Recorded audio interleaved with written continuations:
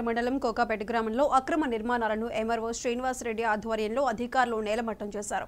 Kokapet survey number 147లో ప్రభుత్వ భూమిని కొంతమంది కబ్జా చేశారు.